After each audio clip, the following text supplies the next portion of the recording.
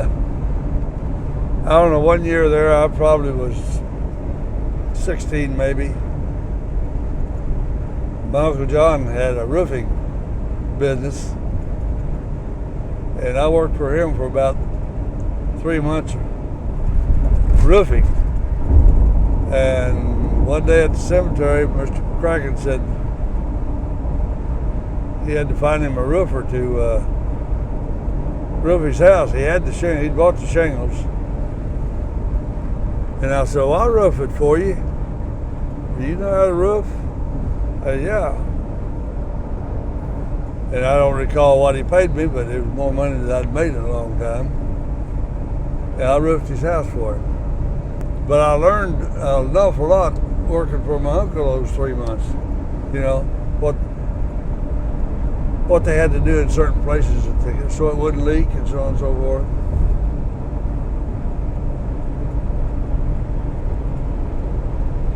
Yeah, did it by myself.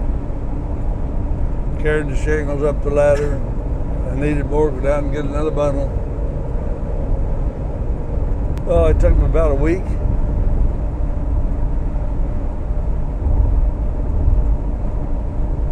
Slow going when you had to do everything by yourself. Keep your material up, go down and get your material and bring it back up. And just one guy roofing, it was a pretty large house. None. I knew nothing about the world going on. We had no radio or any communication whatsoever. We just on the farm as a family, and us kids played together, and Dad worked hard and Mother worked hard, and us kids did what they asked us to do. I remember when I was 5 years old, Dad needed to field one particular field harrowed with a harrow. That's a piece of thing that drags behind a team with teeth in it that breaks up the clods. And he put a wide board on there and stood me up on that and gave me the reins and said, don't get off that board, stay right on it. And I harrowed that field at 5 years old.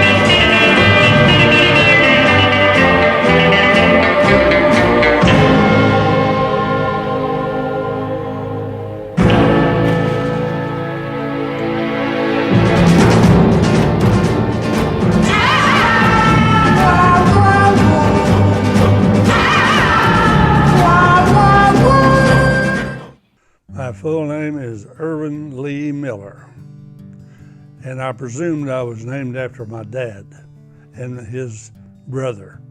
His brother was Irven, and they called me Irven because Dad's name is Lee Irven Paulus Miller. Lee Irven, so they turned it around and named me Irven Lee. Well, my birth certificate says Stroud, Oklahoma, and I presume that's because our family doctor lived in Stroud. I was born in our house, and I presume he came afterwards. I wasn't delivered by him. I was delivered by my dad's sister.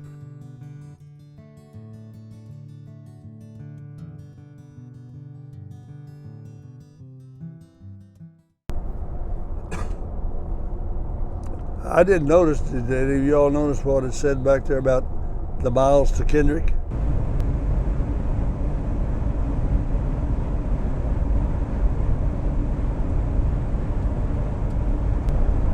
This is blackjack country, cedar trees.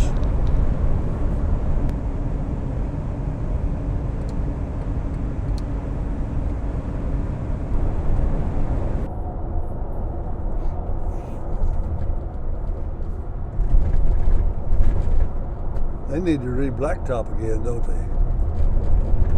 Old country blacktop roads about wore out. Irven was a good hard worker, and he a lot of times. Well, let me tell you one story that I can remember years ago. Years ago, he had a couple of guys that were trying to bully him, and so they came by the house one day and they were bullying him, and Dad told him, you don't take that from him. You go whip that boy, or I'm gonna whip you. Well, he said, I'll hold the other one off while you whip him, then you whip the other one. And it did. He whipped both of them. There was seven of our boys, of us boys at one time. And one of them died at about 3 months old, Marlon Lester. And then from then on, well, there was 6 of us. Who did you share a bed with growing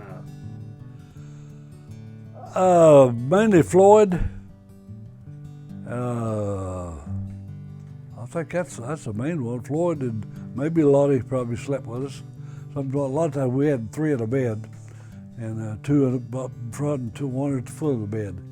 And but it's mainly Lottie and Floyd that I shared a bed with, mainly. How'd that work out? It worked out all right.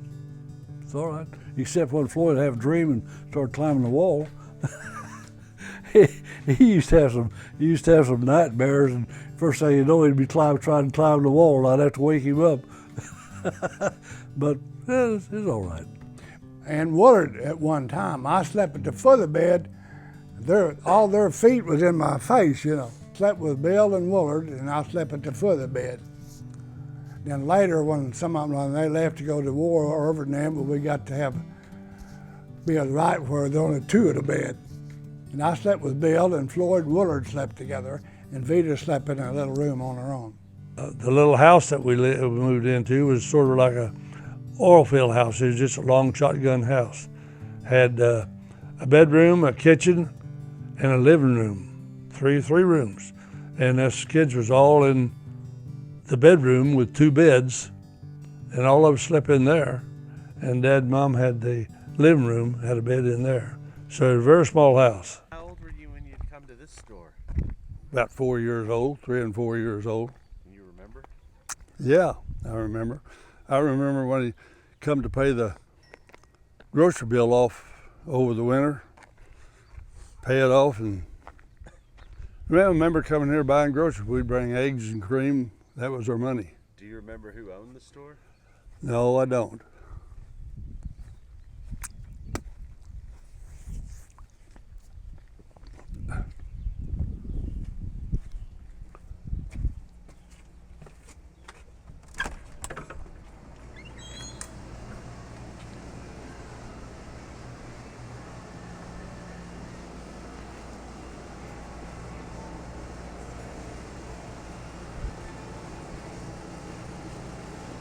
Hi. How are you doing? Fine. I'm Irven Miller. Oh, it's nice to meet you. I'm Valerie Kilman. And I used to come in this store 85 years ago. Well, welcome back. That's nice. It's been a grocery store since 1904. Yeah. And he probably remembers that where that wall is. Yes. There used to be it was really a general store, like, you know, your old time, anything you needed. Right. I mean, from dynamite to appliances to clothes, shoes. Yeah. We probably sold the dynamite to the people who blew up the bank. Well, my mother and my dad both were very hard workers, which they had to be. Because we lived on this farm, and some years you'd have a crop, some years you wouldn't have a crop, you know. My dad, when he was younger, had quite a temper.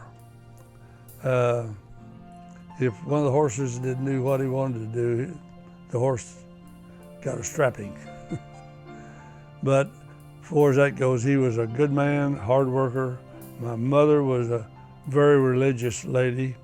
She was a Nazarene, and She always, tried to teach us boys the right way to live. And I could at times hear her saying a prayer. And I carry that with me to today. If I do something that I feel like she wouldn't agree with me doing, I feel guilty. I can't help it. I've lived that way for 89 years now. Do you remember the prayer? No, she always prayed different prayers. It was about different subjects. I do. I have a lot of memories of her praying. She prayed for all of us kids. She was the type of mother that you never seen her mad. She never got mad at nobody. She never said a cross word to anybody. And I've never had a whipping from her. I'm sure she would like to have sometime, but but she didn't. Yeah, but she led by the way she lived, and she told us that we could do things, but she wanted us to stay out of trouble. And if we did something wrong, she chastised us for it and talked to us about it. But she led from an example, and she was what I would call a good prayer warrior. She was an angel on earth. She really was. She was so special. I can't remember her ever being upset with us, or I'm sure she got on to us about things because we were not perfect kids, but I really don't remember her ever being cross, or she was just a very sweet, loving person. I think what I remember most about my grandma is that I can still feel her heartbeat sitting in her lap at church. And I was probably old enough my feet would touch the floor before I quit sitting in her lap. But I'd always sit in her lap and put my head against her shoulder. And I can just hear her singing, "He lives," till the day I die. Great father and mother. Couldn't ask for a better set of parents. Good Christian mother, good father. Couldn't ask for a better one. What do you remember most about your mother? She was a good religious mother and very understanding. Never heard a cross word out of her. Never raised her voice at you. She just sat down and talked to you. Dad was a hard-working man. I mean, he really put in a lot of toil working, and he was the type of person that he didn't discipline us as much as a lot of people did, but he chastised us. And if he ever gave you a whipping, you didn't want another one. I can only remember one whipping that I got from my dad, and I said I didn't want no more. He whipped pretty hard, but he didn't bruise you or anything. He didn't treat you bad, and but he was just a hard worker, and he lived his life like he wanted you to live, by being honest. He was an honest and faithful father that I can remember growing up with him. Oh, my grandpa was so funny. He would always like to tell me a story that when we lived next door, I would come over in my little white panties and cowboy boots that Uncle Bill bought me, nothing but those, and knock on their door and say, "Let me in, let me in." He just thought that was the cutest thing. And he'd let me comb his hair. He had thick black hair, and he'd let me comb his hair, and I'd comb it all down in his eyes, and he'd let me do anything to his hair that I wanted to. And I'd walk in the door, and he'd sit there, and he'd say, Anna Sue, what are you doing?" Just always funny, very loving. No, I don't remember us kids ever fussing and fighting. I really don't. And a lot of it was because of her mother.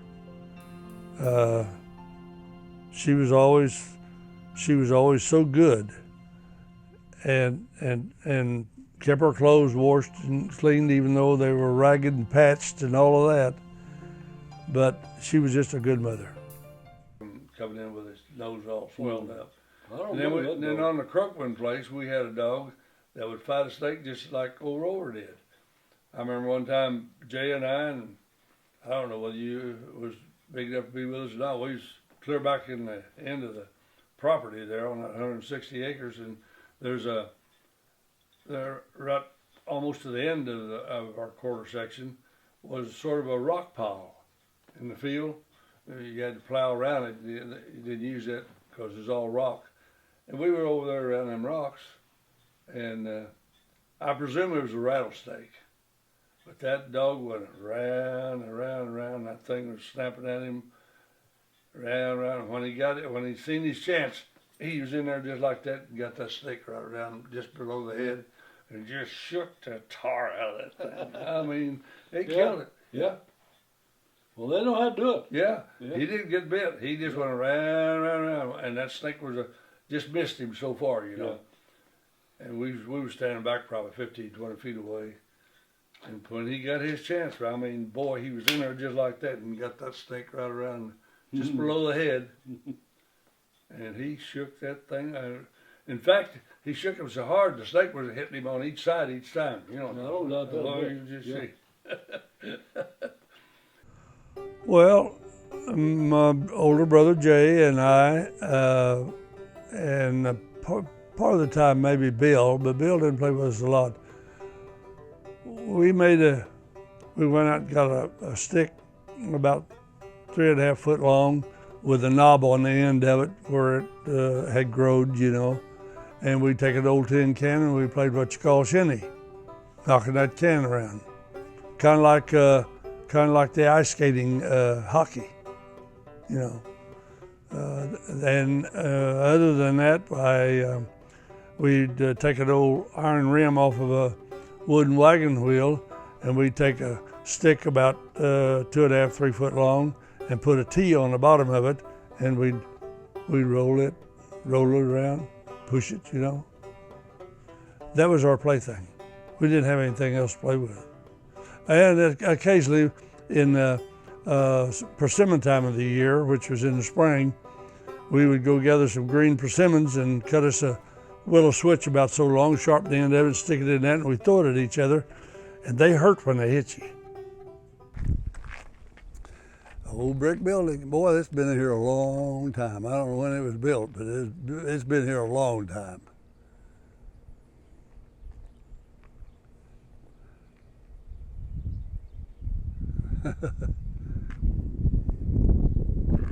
People used to come and sit and jabber on Saturdays right there on them benches.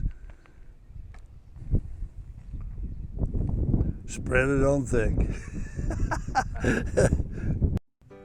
Oh, I would say when I was probably about 7 years old, we'd go to Avery where Dad's mother and dad lived, and across the street from them was his sister and her husband, which was Uncle Irven and Aunt Ellie, and their children. And Uncle Irven was a minister, and he ministered at the little church in Avery. And I'd go to church every time we was up there, and I always went to the altar call. When they had the altar call, a bunch went up. And I always went to altar call. I probably didn't know much about what I was doing, but it was always about God, you know. So that's probably my earliest memory. There's a little church right there, isn't it? Yeah. I'll be darned. I just off a mile. I thought it was on that mile coming from the old home place. I'm sure he does. Irven Miller. Melvin Eastman. Melvin Eastman. Yeah, I'm 80. I'm 88. I'm 89. You're 89. You're older. Yeah. My uncle, Ern Wright. Did you know him? Who? Ern Wright. He used to minister occasionally here, but he did more of it. Down. Yeah, down about 3 or 4 miles. Yeah, Baker. Yeah. Mm-hmm. Yeah. I can understand that. Yeah. I remember that. And he walked there and back to Avery. He lived in Avery. Yeah. Lived in Avery. Yeah. And my dad's mother and dad lived in Avery. Real populated then. I mean, everybody lived on, some of them on 40 acres, some of them on 80 acres. Uh-huh. And see, they couldn't farm half as near as much as they do now. You know? Yeah, right. But Yeah, I remember all this. And the next farm we lived on was west of Avery. on the Croakman place. Oh yeah, Mrs. Croakman. Yeah. She delivered my sister. No kidding. Yeah, she was a midwife. Yeah. Lobby. And then there was a bachelor and his son lived down on the corner from us named Henson. Henson, yeah, I know the Hensons real well. How about that? I went to school with them. That's a lot of history, isn't it? That's a lot of stuff right That's a lot of stuff. Henson, yeah. I've got more history right here than I've got all day long.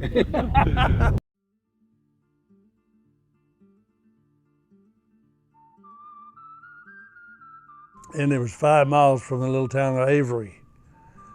And when we needed something that we just couldn't do without, Dad would have me to ride into town and pick it up and bring it back. And usually it was on a horse we call Shorty, kind of a riding pony. But occasionally I would take one of his mules, which was like riding in a rocking chair. Them old big ears just flopping back and forth, and he was pacing right along.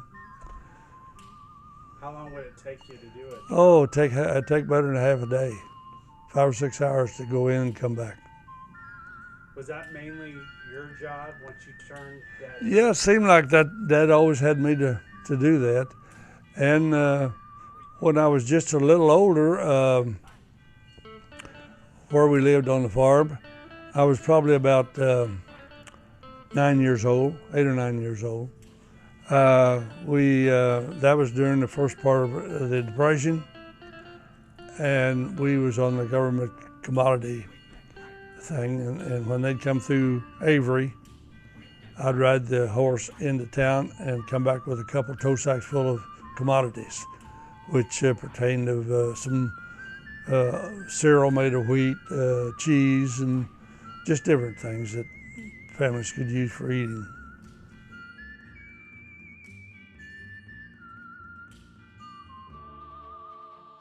You remember the Dust Bowl? Oh yes. Lord, you couldn't see. I mean, you could see it rolling in, and you couldn't see across. Well, actually, you couldn't see much more than across this road. Mother had towels and everything else stuffed around the windows and the doors, and so on and so forth. Did you know you were poor when you were a kid? No, had no idea. Had no idea we was poor. We never, us kids never had any bought toys as I can recall. Probably until, well, not even when I was 12, 13 years old. Not toys, but that's when we really started, I think, having a few Christmas gifts. It was when I was about 12, 13 years old. During my childhood, I don't even recall a Christmas in the home. The Christmas that I do recall at that age, 4 and 5 years old, well, 5 and 6 years old, was our school had a program each Christmas. And the teacher would have a small sack about so tall and so big with some hard candy and maybe an apple or orange in it. That was all we got for Christmas.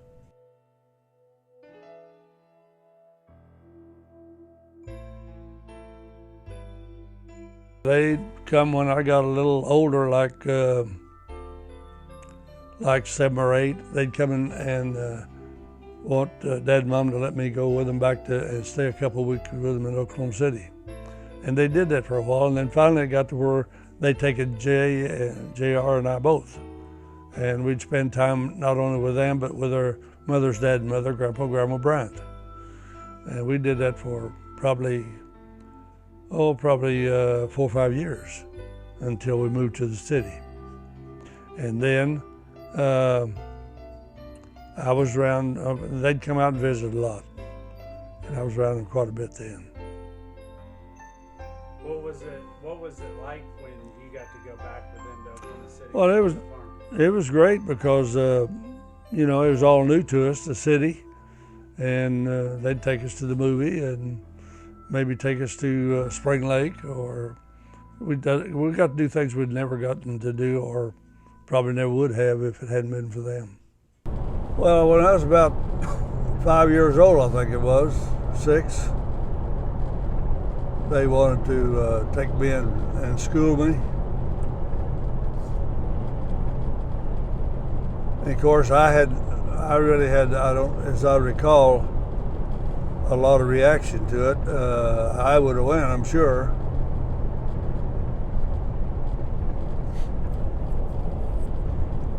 But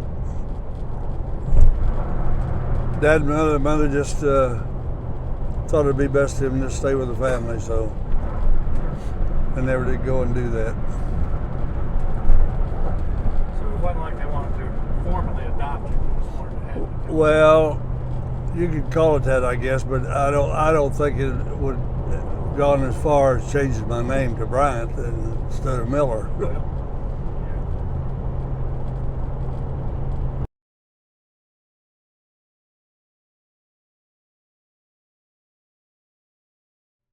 Well, in the first place, to move to Oklahoma City, they moved in a wagon with a team.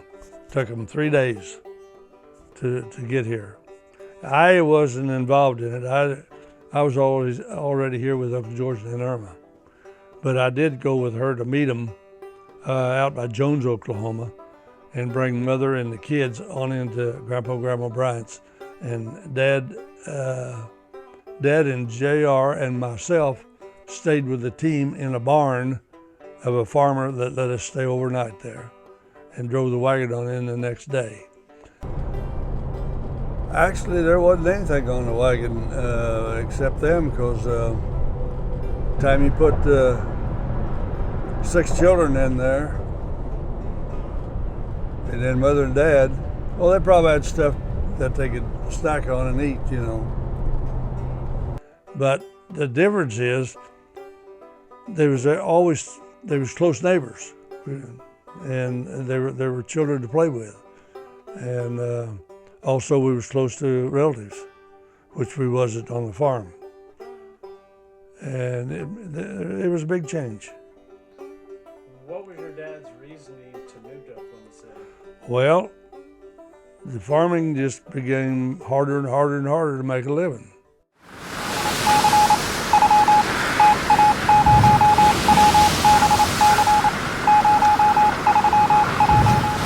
Well, to go to World War II, as soon as I turned 18 years old, I had to go register. And 3 months later, I was called up and went to Fort Sill, Oklahoma. I was there about 2 weeks, and during that time, we were in boot training. And first thing I knew, I was loaded on a truck and taken in to another area in the camp, and it was 619th Engineers, and that's they told me that Air Force was full, and the engineers needed more men, so that's why they taken me there. So from then on, I was in the 619th Engineers, and finished my boot training there, and in December, just before Christmas, we were loaded on a train and taken to Camp Stoneman in San Francisco, California. And we were there about 2 weeks. And from there, we were loaded onto a troop ship and headed for the Pacific. At the beginning of the trip, there was not only me, but there was hundreds of the soldiers that really got seasick. And that lasted for about a week. And we were 30 days on the troop ship getting to Finch Haven, New Guinea. That was our first landing. On the way, we was in sight of Honolulu, Hawaii. And we could see the town and the beach and everything as we went by. But anyway, we landed in Finch Haven, New Guinea. And there we built roads and did dirt work mostly. And we were there not more than probably 6 months. And then we were loaded up and headed to the East Indies, a little island called Numanfor. It was 7 miles wide and 14 miles long. And there we built a double airstrip where the first bombing of Borneo was made from, with the Liberator airplanes and P-38s flying to protect them. And when we first got there, the Marines and the infantry had just gone in the day before, so with the island not being very big, our worry was snipers that were always working, especially on the night shifts, because our equipment had lights on them to see what she's doing. But anyway, from there then, we went to Leyte in the Philippines the day after MacArthur and his force landed and started pushing them back in the mountains. And there we built airstrips, and we had a rock crusher, and we crushed rock for the roads, and we built roads, and we got most of our rock by a machine called a drag line with a bucket on it, about a 5-ton bucket, and we got the gravel out of the bottom of the river, and we worked at that for probably a month or so, getting enough gravel to crush and put on the roads. And there we probably had the most disturbance from the Japanese. They'd fly over and drop a few bombs here and there, and we were lucky we never was hit by one. And then one night, while I was on detached service, running the machine, getting the gravel out of the river, about 9 o'clock at night, some paratrooper planes from the Japanese came over, and they actually didn't do any damage because they had spotlights on them, and they were shooting the Japanese people in the air coming down the parachutes. So not many of them got to the ground. The ones that did, it was rounded up pretty quick. And the radio, if you ever had the opportunity to listen to it, was a lady called Japanese Rose. And she was warning the troops to go home. If we wanted to live, we need to get out of there and go home, that they was going to take Leyte back over.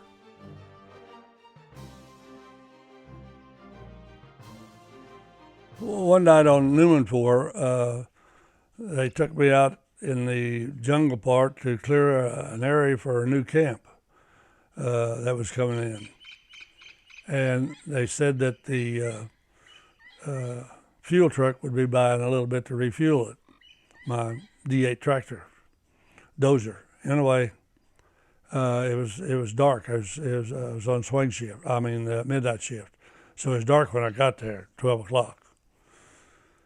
And I run the dozer for probably an hour and a half, and it just died. It was out of fuel.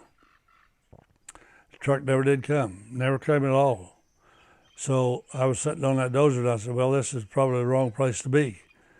So I found a stump that hadn't been dozed up yet, a large stump. So I took my carabine rifle and went and sat by that stump till daylight. And when the next shift came on, 8 o'clock the next morning. And it was a pretty scary time because I couldn't see very far, and of course they couldn't either, you know. But they could have possibly come and hand grenade the dozer to destroy it or something, and they might have even seen me. Who knows, you know. But it was a scary time.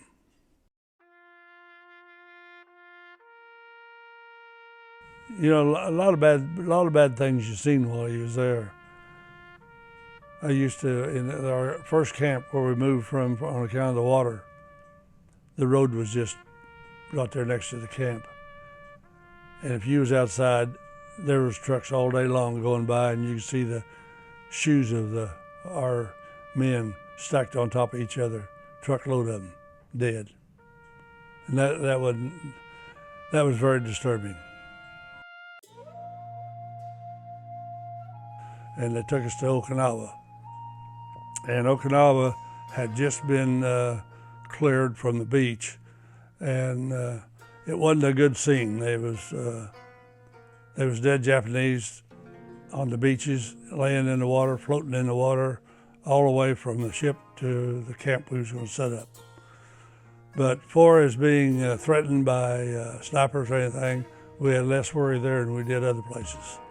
So I was there until I got to come home, which was January of '46. It was sad, it was, because that's the first time they'd ever been away from home, you know, more or less. I think he left first and then Brother Jay left second. One of my best buddies over there was Gene Daly, and he was probably in his 40s, old enough to be my dad, really. And he just kind of took me under the wing, and every once in a while he'd let me have the seat and showed me how to operate the drag line. Well, I'll tell you, my mother, of course, she hated to see him go, but she understood. She knew that he had to go because everybody else did at that age. And she put a lot of prayers up for him. She was on her knees and prayed a lot for all of us.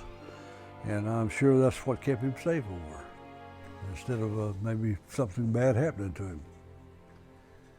Your letters was always appreciated. It's the only way you heard any news from back home, you know. But Mother was very good. She wrote every week, and I answered her letters. So I was writing about every week also. I never was really afraid. We go back to my mother. I always had my mother on mine, and I knew she was praying for me, and that helped a lot.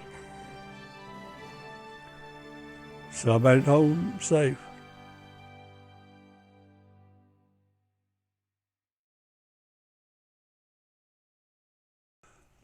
Well, I actually knew Marvel, my wife, before I ever met her. She was friends of my younger brother Bill and a couple others that she went to high school with. And occasionally they'd chum together, go to a movie or something, you know. And Bill sent me pictures overseas. So when I came home, I must have been home probably 2 or 3 months or so. And one day I was going somewhere in my car, and Sunny Lane run just a block south, west of us, north and south.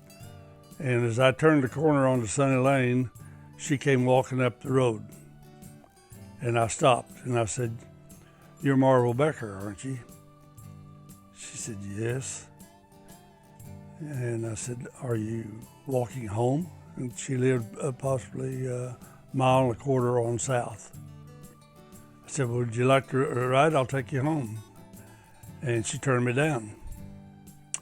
So it wasn't too long after that till I was going somewhere again about that same time of day, 3 o'clock in the afternoon. And here she come walking again. So this time I stopped, and this time she let me take her home. Well, a typical date would probably be a movie, and also that time and age, if you didn't go to a movie, why, usually there was another couple or maybe 2 couples with you, and we'd go to a park somewhere and sit around and talk and just enjoy one another. There wasn't a whole lot to do in those days except go to a movie or maybe a junk car race on Sunday or something like that. To ask for her hand. I went at lunchtime to where he worked. And of course, the men there always played dominoes during the lunch hour. So I went in and of course spoke to him and stood around and watched him till time to go back to work. And as he and I went out of the building, I asked him if he would give her a hand in marriage to me, and he said, "Well," and I won't say the word, but anyway, he said she's as old as her mama was when she got married. So then I left there and went down to her house and talked to her mother, and both agreed. And from then on, we dated and ended up marrying. She was one of a kind. She did lots of the homework because her mother worked at Tinkerfield, and she learned to cook and take care of the house and things after school. And of course, during the summer and vacation time, she was there all the time. And she always had supper ready for her dad when he come in from work, because her mother worked swing shift. So she knew how to cook when we got married.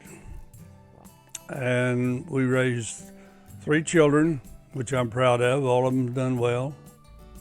My mother and daddy worked very, very hard. My mother took in ironing and laundry. Daddy worked at the bindery and worked a lot of long hours. They both worked very hard. We always had people in, family, friends, our friends. Everybody was welcome to our house. So it was a lot of joy, a lot of joy. Actually, it was pretty well split. Mother was a pretty good disciplinarian. It depended upon, I think, who was there when it happened. Of course, there weren't a lot of instances because Daddy was probably the biggest one, because he could just look at you and you would know you're doing something wrong, so you would stop. But no, I think they shared pretty well in that aspect. You know, I don't recall ever thinking, blatantly thinking, that I could get away with any kind of behavior that wasn't condoned by either one of them. And they were both what I would term strict disciplinarians. But I tell you, and I'm a firm believer in this, and this comes directly from both of my parents. It's a measure of discipline that shows at times the greatest love.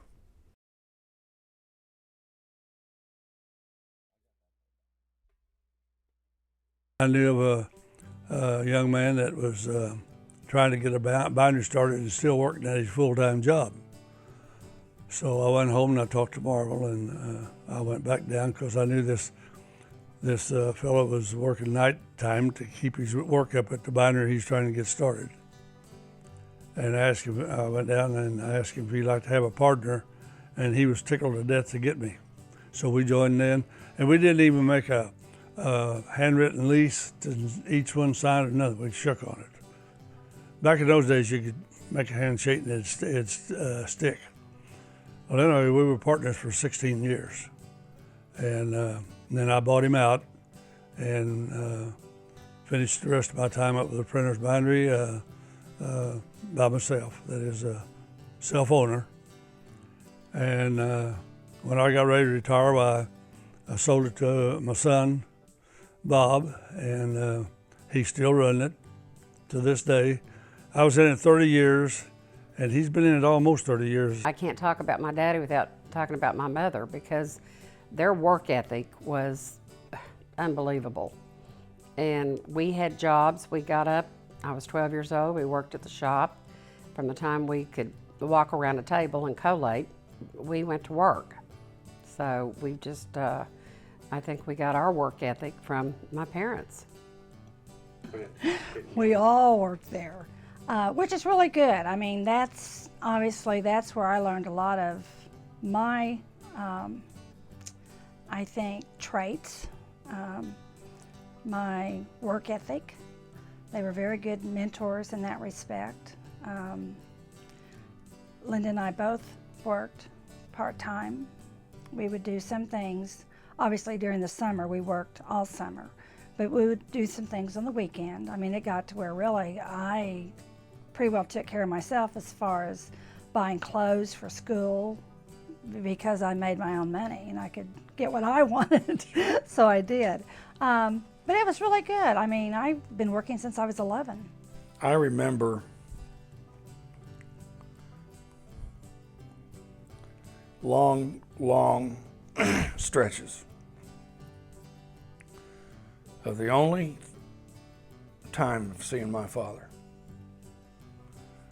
was as a figure in my bed. I could see through the hall into the small living room that we had where the front door was, late at night, 2:30, 3 o'clock in the morning, of him passing by there, coming in, and be gone the next morning.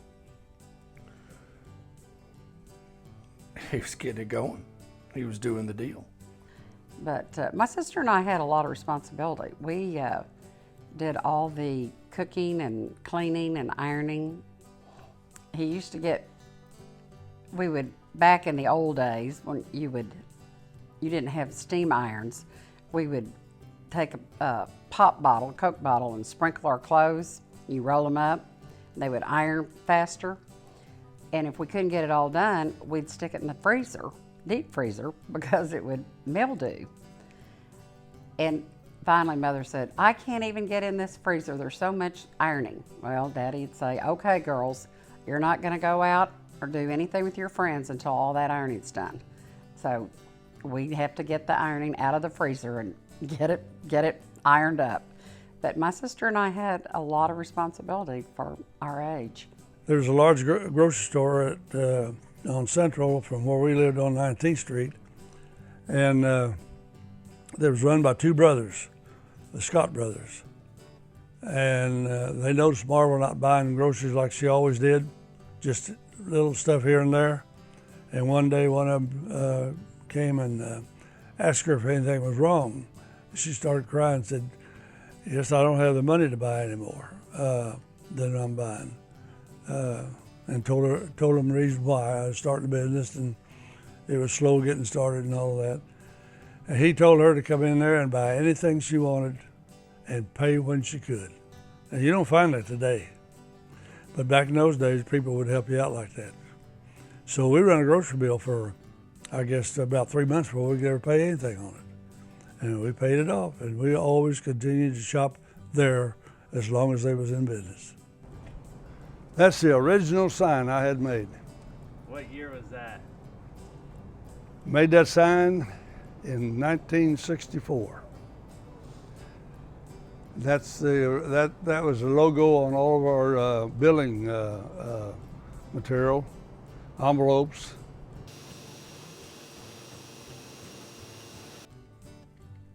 I like the idea of going, and those are fascinating pieces of equipment, particularly to a 10, 11, 12-year-old.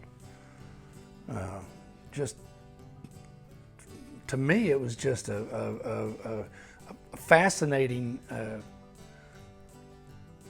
process to watch, and to watch it grow. And obviously there was a pride there, you know. My dad, he owns the place. That leader thing. But I got it in my blood pretty early. I didn't think so for a long time. And it was a good way for me to make a legitimate working situation to make extra money.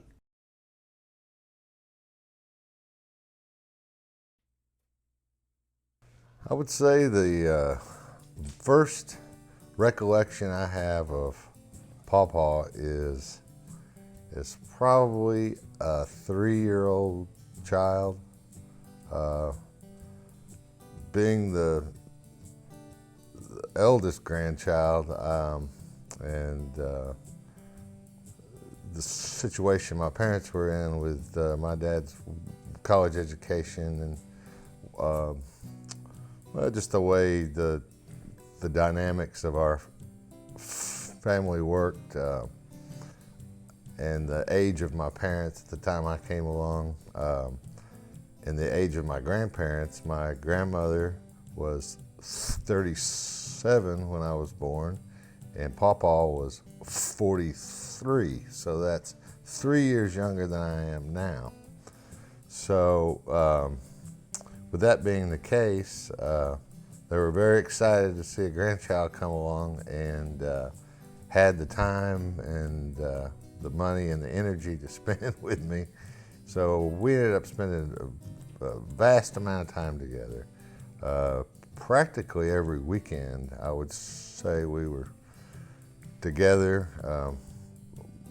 Much of that I don't remember, as I was very young, but we spent an awful lot of time together, usually at the lake and camping and traveling, or just at their house, just working on spoiling me. I remember, the elementary school was a block away from our house growing up in Richardson, and getting out of school, and you could kind of look over to the right and you could see our house, and seeing Mom and Papa's motorhome there, parked on the side of the street. It was exciting. I mean, you knew they were coming, and you would want to run all the way home because you knew Mom and Papa were there. And as a kid, it seemed like they were there a lot. I mean, you would see them, it felt like at least once a month, they would make the trip from Oklahoma City to Dallas. And, it just, I always remember them being around. They were so giving, and loving to me. And I mean, getting up in the middle of the night to go get me, or, whatever it was, I mean, they would have done. It shaped me. I feel like I'm a more giving, loving, thoughtful person. I mean, I may not have always been, but I think, as you get older and you look back, I just feel so lucky to have had that standard, that high standard of a couple to look up to. I mean, the love was overwhelming. My earliest memory of Pop is being down at the dock at our lake house on Grand Lake, and he's fishing off the side of the dock, and I had like this neon green little tiny fishing pole, and he was teaching me how to fish, and we're just sitting at the other edge of the dock, having a good time, and he was showing me things for the first time that we'd do for a long time after that. So.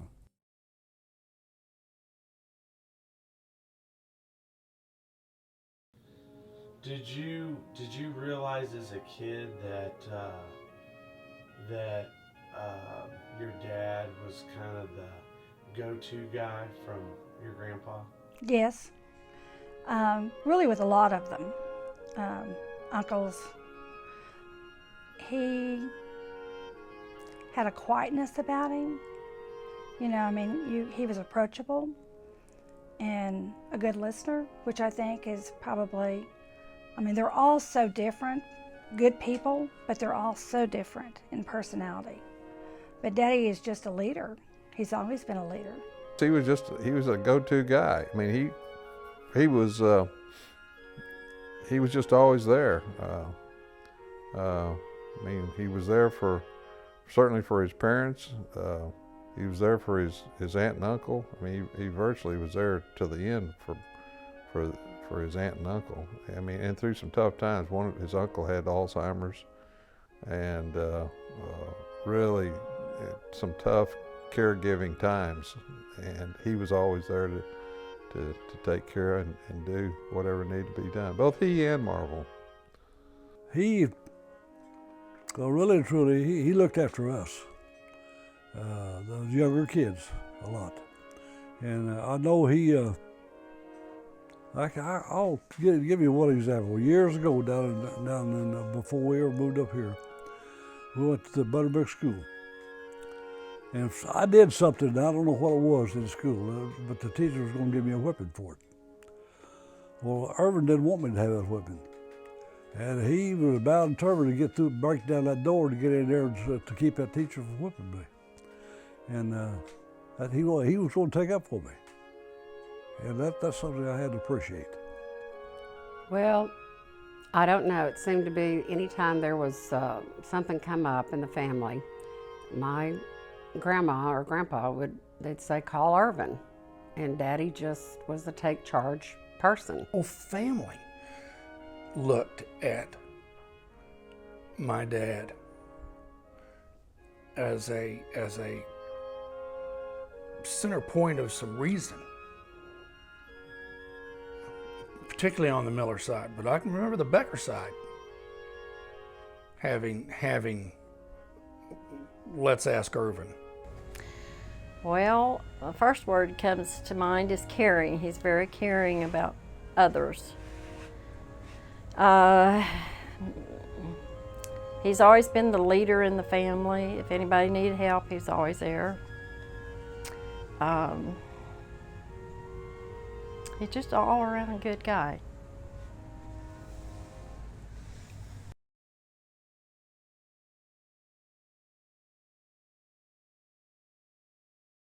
Well, the night she fell, that took her life,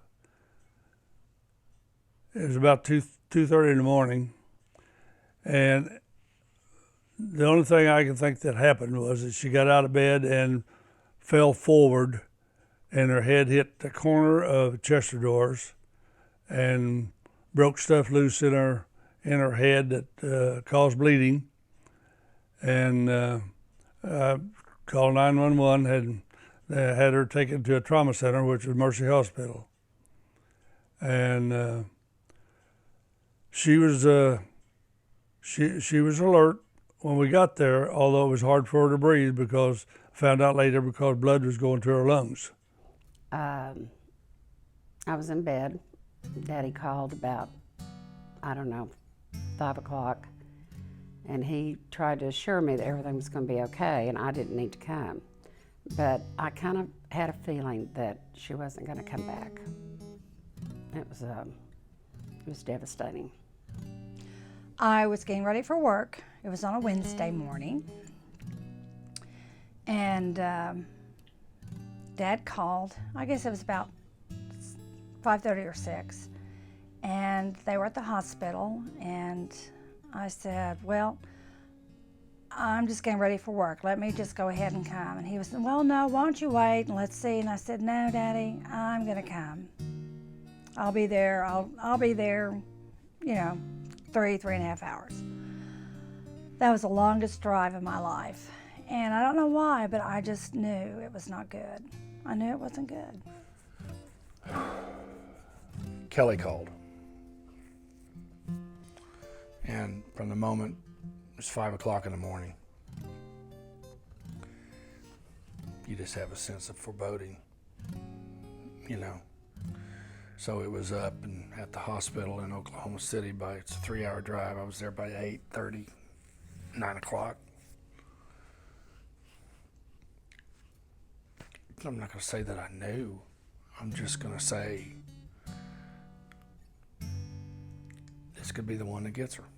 When the news came originally, I wasn't too concerned. I mean, she was at she had gotten to the hospital, so it wasn't, I guess the gravity of how bad it actually was, nobody was, whether they were denying it or we just didn't know at the time. I didn't feel the need to immediately drive there, or I didn't feel like it was a terminal issue, or something where death was imminent the moment I heard it. I remember getting the phone call that she had failed, and I knew it was bad. Of course, Mom and Dad was gone. They was at the lake. And Mary Jo and I went up to the hospital, saw her, and knew it was really, really bad. And, it was just a crazy, scary, sad time because, it went from thinking she was going to be okay to, them doing scans and saying that she didn't have brain function, and things just steadily went downhill. It was just all so shocking, and I think for a long time, a long time, 24 hours, I think we all thought that, Sherry came immediately, and then Linda and Jim, and I think we all thought that she was going to recover. Daddy would just come in. He couldn't stay in the room very long because she didn't look good. But he would say, "Marvel, come back to me. You got to come back to me." And it was very sad. I haven't really cried a lot. And I think the reason I haven't, and I always thought, I don't know what I would ever do if I lost my mother, because she's always been there. But the last year, she had failed so much. And I also knew she missed her parents so much. I just think she was ready to go. Irven really couldn't be in there at the end. He left the room and actually left the hospital, went outside, and I'm sure it was very, very painful. Yeah, I was in the room with Murray when she passed away, and it was a really powerful moment. I mean, a lot of her family was there, and it was an intense experience. I really wanted to. I really wanted to be there.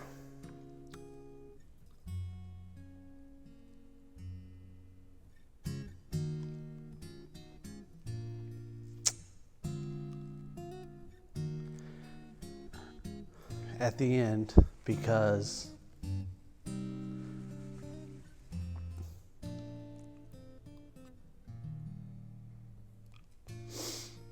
my Murr was very special to me. And they would say that I was a Murr's boy because when I was real little, I liked to be with her. That was a pretty rough time. Matter of fact, it was rough. Because Aunt Marvel, she meant the world to me. Still does. I just kissed her and told her that she was the best mother, best Murr, best wife, and how much I loved her. And there's not a day that goes by that I don't think about her.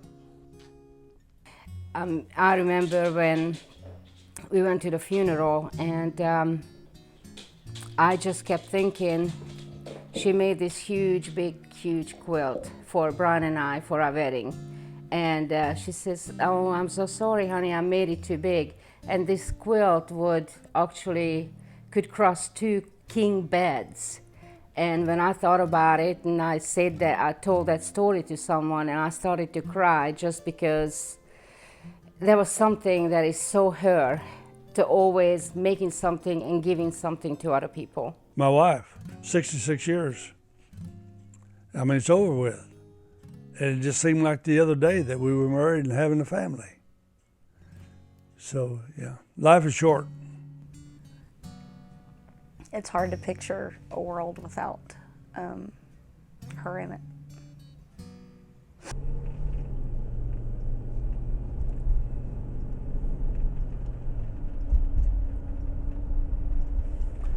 I've always been the type of person that when you lose a loved one, that it doesn't do you any good to go real often, because she or he is not there. It's the house they lived in, and the faith I have in how she lived and her commitment to our Lord Jesus Christ. I know where she's at, and I'm thankful that it's a true blessing to me to know exactly where she's at, and she's not hurting anymore. she's at peace. And I feel at times she's looking down on us and watching over us. And there's not a day goes by that I don't think about her time and time again.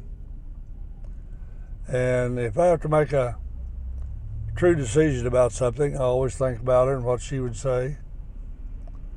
So I still live with her thoughts in my mind all the time.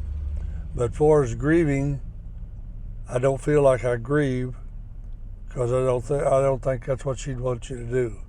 In fact, I know that'd be true because we've talked about this type of thing time and time again.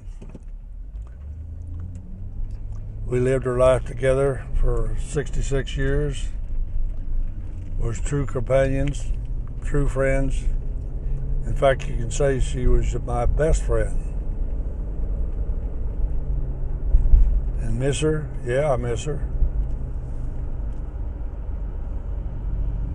And the thought that I have is the day that I can go and be with her again.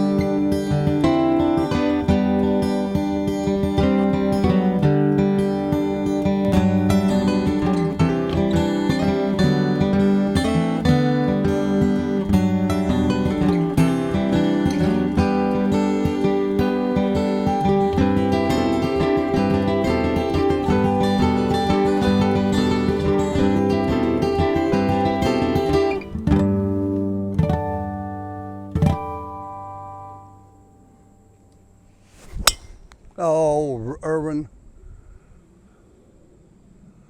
That's all right. I reared back on that like I was on a bucking horse, trying to spur him.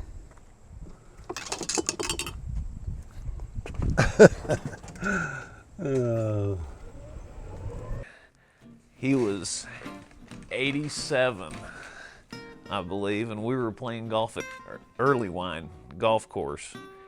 And I think it was on hole 14. He hit his first hole-in-one of his life. Just amazing. The joy that was in his eyes was just something that it's hard to even explain. But, oh, just so much fun. Well, it's so funny about his hole-in-one. Jim has one and I have one. And the last time he was here, before he got the hole-in-one, he said, I just don't think I'm ever going to have one in my lifetime. And I can remember thinking, Mother, if you could just let Daddy have a hole-in-one one time, it would be so much fun. Thinking while he was here, maybe he'd get one. He went home and he called me a week later and he said, you are not going to believe it. I said, what? He said, I got a hole-in-one. Oh, he was so excited, and I was excited because we talk every week after the golf tournaments anyway, and we're talking about golf and people he knows that live out here. So it was just wonderful. I am so happy that he got a hole-in-one, and he's a good player. I may not ever get another one, but at least I got one.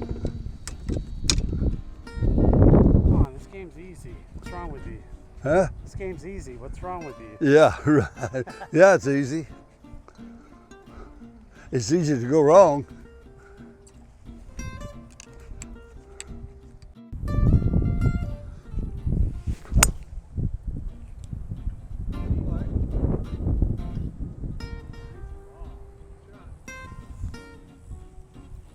Dancing.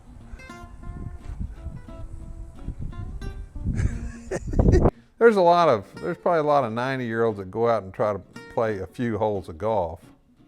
Maybe you can get in 9 holes. But if he didn't play 18 holes, I mean, he's still there.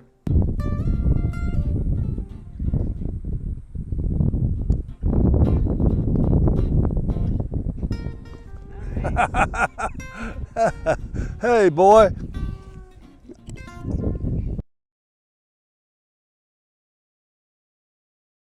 Well, the best friend I ever had was June Pinkston. I guess he felt like I was his brother. That's what I was told after his passing. I mean, I met June Pinkston when I was about 6 years old, and he was my best friend's father, and so I knew him long before I ever met Irven. And June Pinkston was a wonderful guy, very sensitive guy. I mean, I can cry pretty quickly, but he could cry. He was a very sentimental fellow. But they seemed to get along well. I mean, they would spend literally weeks, if not a month, together. Very compatible. I think a lot of that had to do with Dorothy and June being very easygoing, and whatever Irven and Marvel wanted to do, they kind of went along with for the most part. And I think he probably really was, other than his brothers and all, I'm sure he was his best friend, and I know he misses him a lot. Oh gosh, Daddy and June Pinkston were just the best of friends, and the Pinkstons just went everywhere with them, and Mother and Daddy always knew what they wanted to do, and whatever they wanted to do was fine with the Pinkstons. They just had a lot of trips, and Pinky was Daddy's close friend, and he still thinks about him to this day, and always will. I still miss him. When he passed, he's been gone now probably 8 or 10 years or more. And there's very seldom a day goes by that I don't think of something we did together. Well, what I liked best about him was he was just a true friend. In fact, he was the type of person that from his church, when he'd find out a family or elderly couple was having a bad time and they wasn't able to get out on their own to go to the grocery store or things, he'd go by the grocery store and buy a bunch of stuff and just deliver it to them, and they knew nothing about it coming. He'd just take it by and hand it in the door to them and walk away. And fishing, oh, he loved to fish. We fished many times together. And he wasn't no hunter, but he'd go with me once in a while, but all he'd do is just walk along with me all day long, never fire a gun. So that's a good friend to go and do that.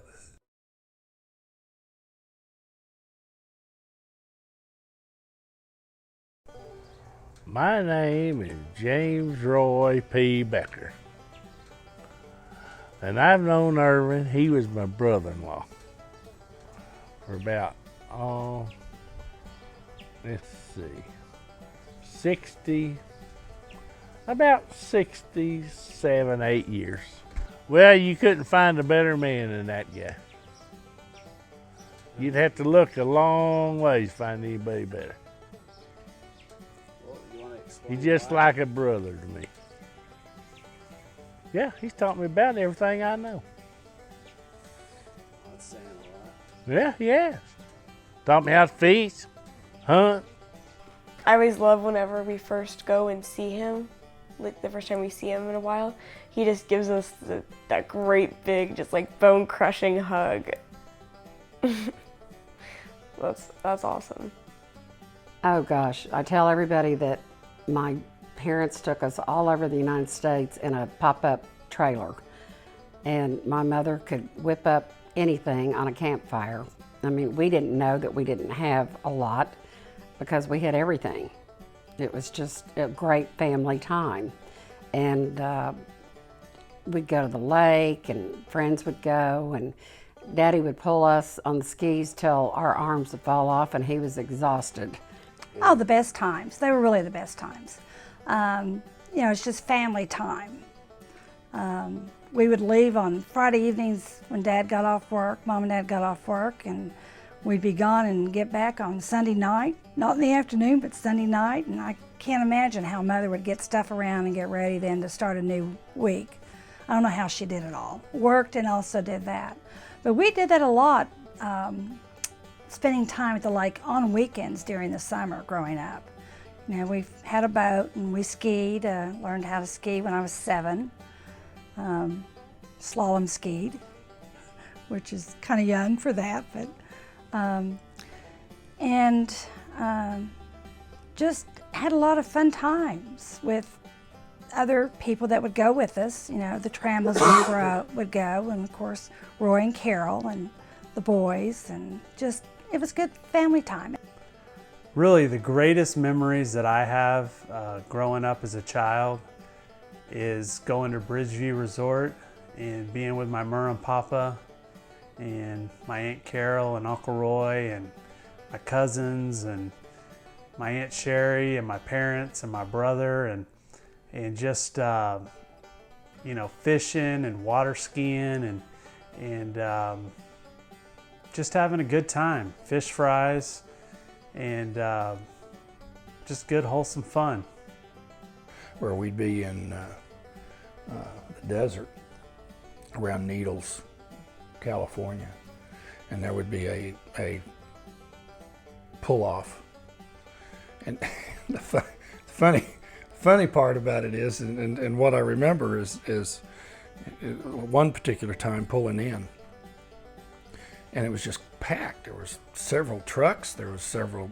Hey, this is a good place. There's lots of people around, and my mom and dad got 2 cots, and they slept outside, and we slept in the station wagon. Crazy. You'd never do anything like that today, ever. You wouldn't even think about it. Wouldn't even want to think about it. But to us, quite an adventure.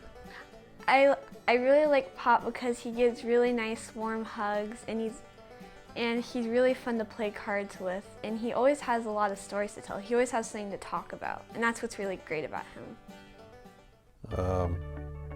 Certainly, when I was in graduate school, Linda and I were living in Stillwater. He would often hide some money in the somewhere in the kitchen and maybe in a sugar bowl, maybe leave $20, and it meant a lot to us at the time.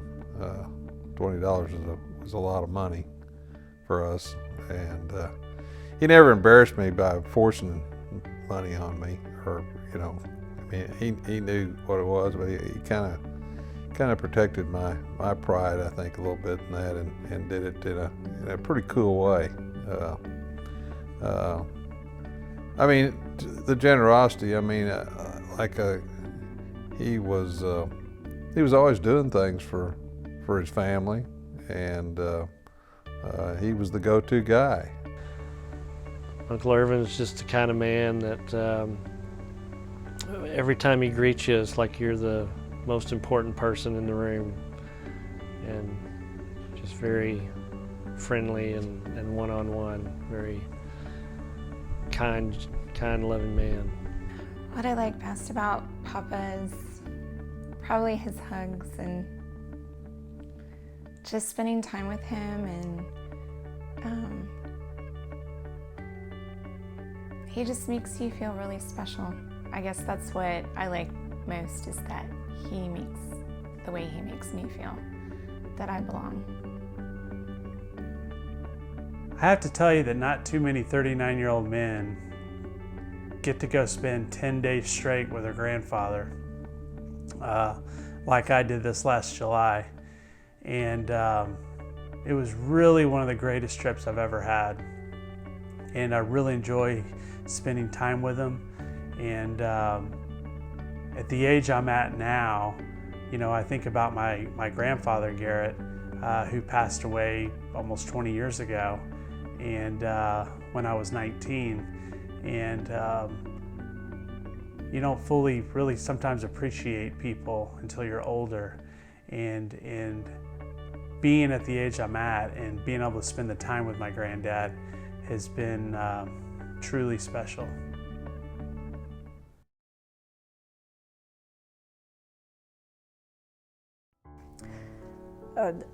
Again, with my father, Irven is one of the best people I've ever known. And it's going to be bad. It's going to leave behind a lot of sad people. He'll be remembered for, you know, all the things that I've said, his work ethic, his giving, empathetic nature. He would just as soon be doing something for you as he would be for himself. Much rather be doing something for you than doing something for himself. But he loves to have fun. He loves his family.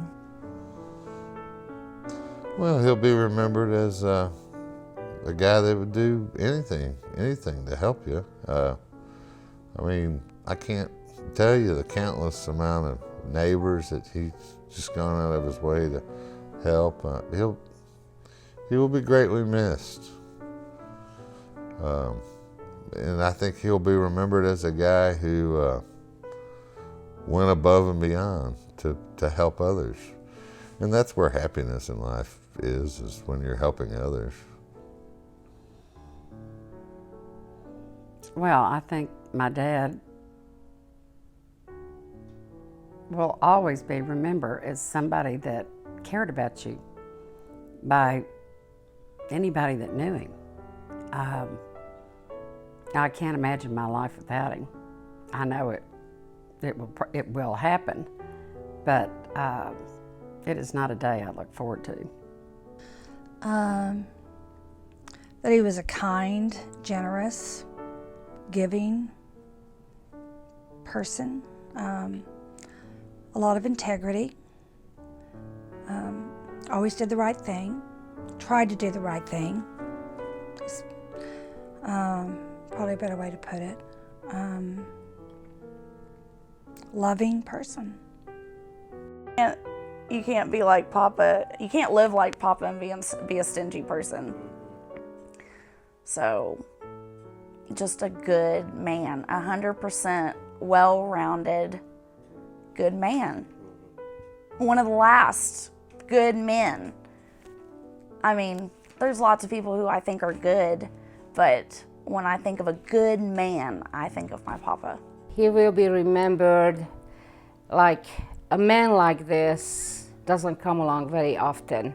It's one of those, maybe his name was not famous in the masses, but it's truly the glue for the whole entire family, whether it's the Garretts, the Millers, the Beckers. He was one of those that just glued his whole entire clan together. He will be always, always missed. So it's been a good life. I really don't have any serious regrets. I feel like the person I am, and I hope it's worthy to other people, but it was all the way we lived when we was small, where we was born. We didn't know a lot about anything that was going on because we never had a newspaper, and we never had a radio until I was probably 14 years old before we ever had a radio. And for electricity, didn't even know what electricity was. Used coal oil lamps, and that's what we studied by and read by, you know, at night. I think that sort of stays with you through your life, how you was brought up. Your folks took care of you.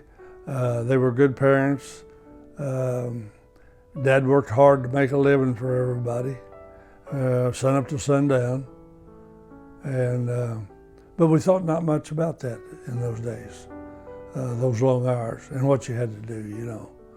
As small kids, I've hoed cotton, I've picked cotton, I've helped head maize and Kaffir corn, shuck corn and throw it in the wagon and all of that. And I don't regret any of that. I think it's part of me, you know, today. Being responsible and trying to be responsible as I can in a way. It stays with you.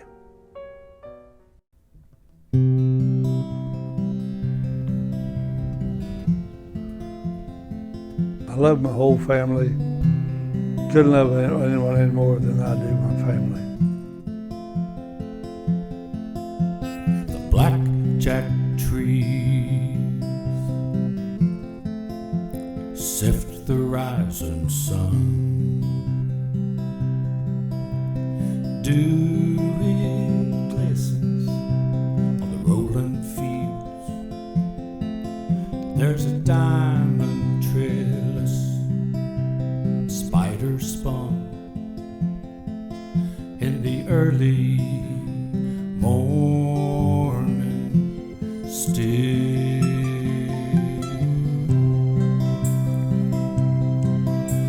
And Oklahoma sunrise is a gift to the clear blue skies, where the whippoorwills call, the evening falls, lightning bugs fly, the breeze moves the leaves in the cottonwood trees, and the summer sky